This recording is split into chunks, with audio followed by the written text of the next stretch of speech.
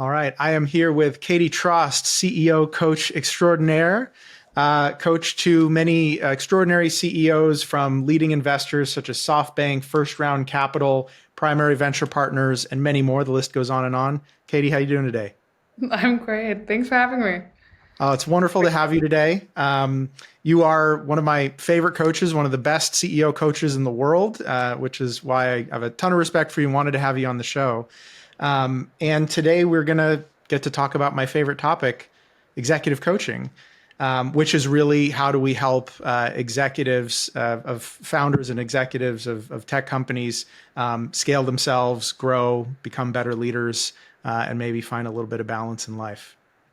It'll be fun. Absolutely. I'm super excited for it. Yeah. Well, why don't you just take a minute and tell me about yourself and really who do you serve and how do you help them? Of course. So I'm Katie. I'm actually German originally, and I moved to the US, I think it was 6 or 7 years ago. Started coaching in New York, did lots of boring corporate executive coaching, first time leaders and first time managers, etc. Some people who wanted to switch careers, transition, or just advance and get a promotion. And it wasn't really my cup of tea, but I learned a lot and it was really interesting.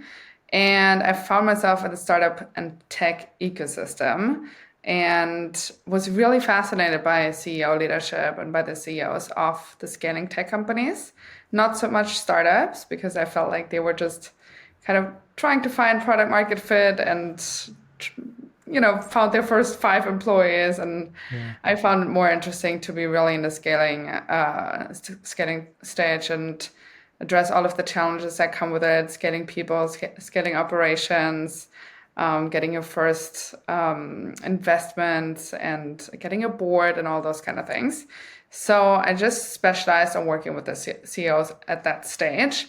And from there, build my toolkit around that person. So it's really just about, how do I serve this person? How do I make their lives easier? How do I make their business better? And how do I make their teams thrive?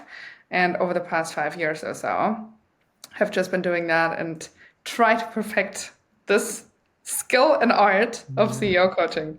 Yeah. Yeah. No, you're definitely a master of your craft and one that I think really truly cares about being the best coach you can be. So again, that's why I wanted to bring you on the show to talk about that craft. You're also a jet setter, global cosmopolitan. You work with companies in London and New York and LA, all over the world. So how do you juggle all that? Great question, actually. The time zones are not so terrible. I once went to Israel and I had a few clients or potential clients who wanted to work with me. I was like, I just cannot do it. It's just too much. You're stretching yourself way too much. But over like LA, New York, and London is really it's doable. I Yeah. mean, now you're on the West Coast, right? I'm in London. Mhm. It's 7 p.m. here, but it's not really late. So Yeah. it's definitely doable. And wherever I go, I feel like I have friends and clients, and I love hosting founder dinners and CEO dinners and bringing people together, help them learn from each other, just share their experiences. So I think it's great to have this network all over the world. Yeah, that's amazing. Yeah, I mean, community is one of the biggest needs that founders have. I work on it a lot with my clients, and Great. the fact that you get to create that with your founder groups and so on is awesome. Yeah.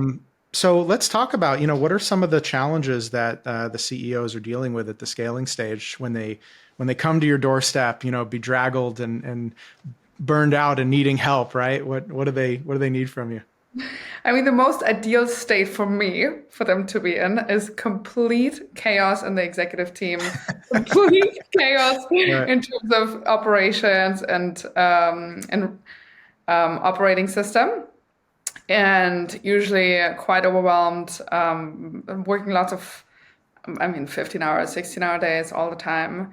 The Hmm. typical CEO founder challenges, I would say, on the product side as well, and on go to market, and just everything is it's a little bit much.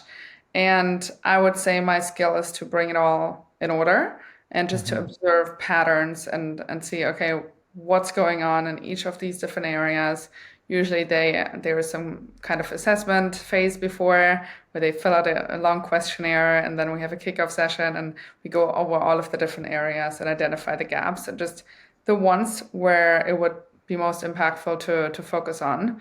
That's where we focus and then set coaching objectives. And yeah, the more chaotic, the better for me. Yeah. But obviously more painful for them, but you really see the transformation and you see it quick. I mean, 3, 4, 5 months, and you can make a massive difference.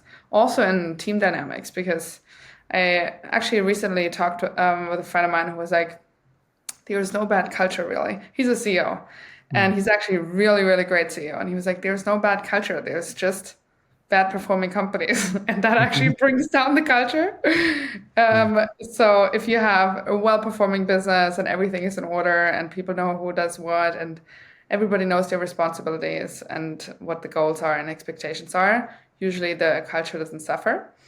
But yeah, obviously there's also tools you can use to improve culture itself without focusing on the business performance. So But yeah, all over the place. you'd say that you help your clients go from chaos to clarity? Is that what you're saying? That's what I'm saying. The name was not random. That's exactly what we do here, right? Yeah, absolutely. Yeah. So what does clarity look like then, right? So they come to you, they're chaotic, operations, culture, everything is a mess. You say you work with them for 5, 6 months. What do they look like on the other side of that?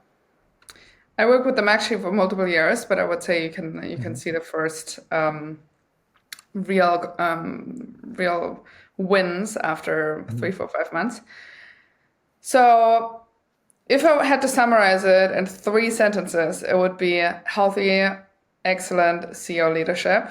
It would be healthy and aligned organizations, meaning operating system. I can go into that in a little bit, and people and culture, high performing teams. Yeah, I would say those are the 3 things. And wherever the person struggles the most, wherever the business struggles the most, that's where we usually focus first. And sometimes that means doing offsites and getting everybody aligned around core strategy, around priorities, KPIs, all of the metrics, how they are measured, how they are reported on, who's responsible for what. So it's very, very tactical. But I find it super helpful to implement a framework like that, because that's where people can lean on and they don't feel like, oh, I have to run after people. I have to hold everybody accountable myself. I have to be the bad cop and just get everybody to do what they said they were going to do anyways. So sometimes it's really helpful to focus on that. And sometimes there's just a really challenging board where the CEO is completely consumed with the board and managing the board. So getting that in order and setting expectations there and cleaning that up can be super helpful and just free up the CEO. So it really depends on where they are with the business. So that's why I really like you as a coach. A lot of coaches out there, they come from a psychology background or maybe even an HR background or something else where, it's a lot of self-realization, self-actualization kind of stuff. And there's definitely a need for that because, a lot of times what's really holding back leaders is themselves, and they need to really work on themselves to elevate and become that level of leader. But you and I both, I think, are very pragmatic coaches in that we get down in the dirt, right? We roll up our sleeves and we get down there in the dirt and we work with the teams and we have the systems and the tools to actually run the business. You mentioned the operating system, right? Yeah. And that's the way I kind of think of is like, I have some tool or some system that we're going to install into your operating system that is going to fix the way this clunky or glitchy process has been running. Yeah. And just doing that piece by piece just saves energy and time and headspace so that we can level up and become more and more strategic and focus more on connection and culture and all those other things. But it starts with getting down in the dirt and fixing those tactical problems. And knowing the solution sometimes. Oftentimes the CEOs ask me like, just tell me what to do. Just give me the toolbox. Just give me my CEO toolbox. How do I know I'm a great CEO? Because people don't teach it. Where are you taught to be a great CEO? Yeah. Your MBA class? I don't think so. No. If you're an operator, if you're a COO or a CFO before or a CRO and you're promoted, there's not one way how to CEO, but there's some principles, some fundamentals that just, I would say not guarantee, but it's a high likelihood that you thrive as a CEO. Hmm. So I think knowing them and implementing them is really smart. And there's lots of companies that scale and lots of companies that have the exact same problems. There's Yeah. very few CEOs where I would say they are really natural in their role, and the ones who are, Hmm. you can really see them from afar. You're like, Hmm. wow, this is like great CEO leadership, and everybody loves them, and the whole company is super aligned and just really has their back. And many of them, they're 80% there, 70% there, but there's a lot they can do to improve. And I think that was also the moment when I went from regular executive coaching to CEO coaching, where Hmm. I just tagged on another 4 certifications that were just around the operating system, OKRs, board dynamics, etc., which really helped my clients. And it's Hmm. just a little bit different than the regular executive coaching that people know of, and the leadership Yeah. development and the self-actualization and finding the answers within. And there's totally a place for that. But I find that having tools and practice, like best Hmm. practices and frameworks, is Yeah. just. Well, it's kind of hard to work on yourself when you're drowning, Mhm. right? So Yeah, first we got to stop drowning, right? Get to high ground, dry off a little bit, and then we can start that yeah, process of elevating ourselves. Or as I would kind of say, it's sort of like that is a peacetime activity, but when it's wartime, right? You got to absolutely. just get in the trenches and get the job done. And that's, as a coach, you also have to know when to step back from that. I had a Hmm. few people who were either like, let's say they got lots of funding and they just needed to execute, and we put all of the things in place, and then they were like, you know what, Katie, just give me the 6 months, the next 6 months to execute. Or even now that, Hmm. the economy dropped and people just had to execute and just firefight, and I just stepped back and I said, I understand that right now is not the time for you to work on Hmm. culture necessarily, because your company might not be around in 3 months, right? So Hmm. I think as a coach to know when is the wartime and when Hmm. is the peacetime CEO required, and what do Yeah. they need to work on in these different phases of the business and of the economy. I think that's also a skill as a coach that not everybody has. So Yeah. Yeah. totally, I love what you said there. Yeah. So what are some of like the core competencies that you focus on with your CEOs? So when it comes to the CEO themselves, it's usually the leadership development, performance, and personal brand. Hmm. On the organization, it's usually the strategic clarity, the execution. So that's the whole operating system, Hmm. and also fundraising. So it's very technical, very practical. Hmm. And then on the people side, creating high performing teams and culture usually starts with the exec team. So lots of team building and executive team expectations and setting the standard and what does great look like, and just having lots of difficult conversation also in the exec Hmm. team, and then the Hmm. company culture and the board. And Hmm. yeah, I would say the healthy and aligned organizations is all about scaling ops, and then the high performing teams and culture all about scaling people. And then the Yeah. effective CEO leadership is all about scaling yourself as a Knowing CEO, yourself. Yeah. which is very different at 50 people than 400, 500 people, right? It's, you have to achieve through others, and you have to inspire, and you have to show up differently, and you're not really accessible to people anymore. What does that mean? Are Hmm. they intimidated? Do you still connect with them? How do they perceive you? Do they follow you? Or it doesn't matter if it's you or somebody else standing in front. So scaling yourself as a CEO, I would say, is probably the toughest part, Hmm. but also the most interesting, because you also get to know yourself better. Hmm. And that's a Hmm. little bit more on the, I would say, awareness side, and what we talked about earlier with, understanding yourself and reflecting. But it's Yeah. obviously also really interesting, especially if you haven't done that kind of work before. Yeah. Yeah. No, absolutely. So, I'm an engineer and I grew up with the agile development, you know, craze basically for the last 25 years or so.